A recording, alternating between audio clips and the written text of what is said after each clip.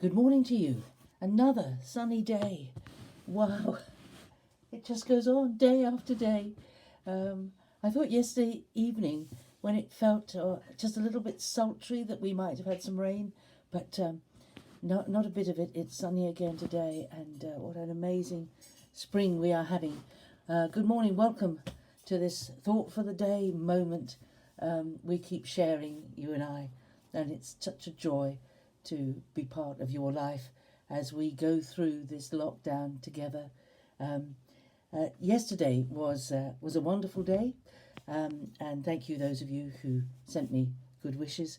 But it was also a birthday for the Hubble telescope yesterday, and there was a documentary on BBC that we watched last night on the story of the Hubble telescope, which yesterday celebrated its 30th birthday. 30 years ago, the rocket was sent up into space with the telescope on board, and the telescope was deployed.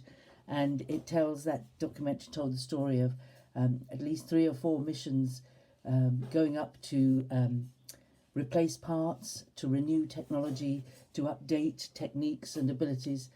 And it started with some of the first images that came back from the telescope. The telescope was sent outside of our atmosphere so that it would see space without having the distortions that our atmosphere gives to our view. Any telescope on Earth views things through our atmosphere and it distorts it. They had lots of troubles with it. So it's worth watching if you get a chance to go on, if it's on iPlayer or on Catch Up TV. But if you go on the internet and put in Hubble telescope, there are lots of images and documentaries on YouTube that you can watch. But seeing what cannot be seen by the naked eye through this telescope was just stunning. The numbers they were talking about, the distances between galaxies and stars and things, are just mind-blowing. You just can't grasp the kind of distances they're talking about. But it made me think, and I thought we could just have a thought today. Psalm 19, have a read of Psalm 19, one of my favourite psalms. It starts with, "The heavens are telling the glory of God, and the firmament declares his handiwork. Day to day pours forth speech, and night to night declares knowledge. There is no speech, nor are there words. Their voice is not heard, yet their voice goes out throughout all the world, and their words to the end of the world." That God made the universe, and the universe declares, the heavens declare the glory of God. And until Hubble, we could only see, even with instruments, through a glass darkly, as it were. But Hubble has enabled us to see things clearly without the distortions of the atmosphere. And the documentary last night finished with a final photograph from Hubble, which looked like a picture of the starry sky with lots of dots in it. But you could see that some of the dots were very, very tiny little swirls or lines, and each of the dots is a galaxy. And this whole image is it's phenomenal. It's just mind-blowingly unbelievable, the creation. And these words were written with only what could be seen with the naked eye.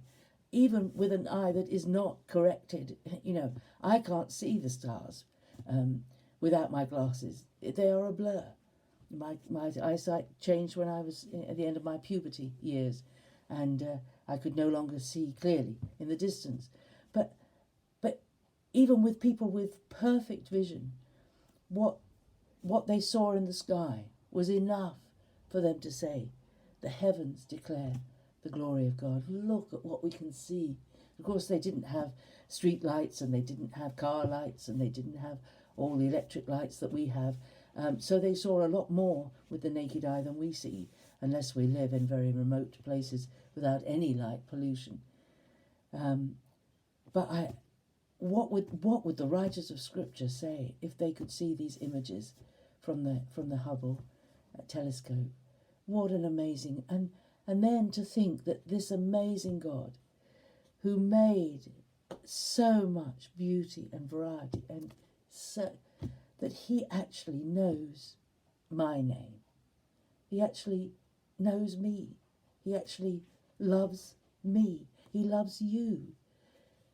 It's a mind-blowing thought that it would be enough to think with all the millions, I mean, the numbers we have thrown at us every day of people who are ill or people who sadly have died or succumbed seem enormous. When we think about how many people live on this earth at this moment, we think, how could God know about me and care about? How could he actually work things out in my life and in everybody else's life at the same time? How can he do it? How is he able to? He is the most amazing God, that he loves us, and he loves us enough. He loves us enough to care about our individual lives and to be there when we need him, to listen to our prayer, to your prayer, to my prayer. He listens, he hears, he answers.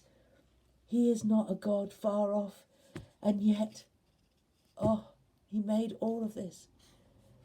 And it seems impossible. And I know I've been at, when I've been at Lee Abbey a couple of times, I've met several scientists that do talks and weeks of study there at Lee Abbey, and who talk. One of them talked about, he was an astronomer, and he studied the stars in a way I never have, and with absorbed what Hubble has been showing and everything.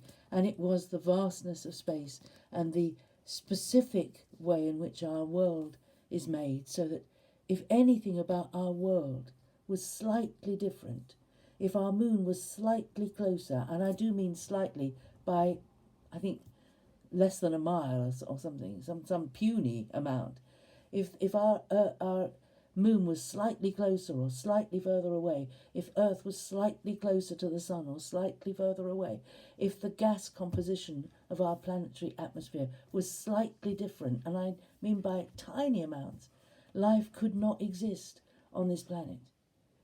And when he realised, it has a special scientific name, but it's about the perfect way that the Earth has been fine-tuned to support life for us so we could live. He came to faith because he couldn't see how any of that could happen without a guiding, designing mind behind all of it. This is our God who we worship. What a thought for the day. Have a look at some of the Hubble images and be astonished at the vastness of our universe and at the greatness of our God, who is our Father and our friend. Thanks for listening. We'll speak again tomorrow. Bye-bye for now.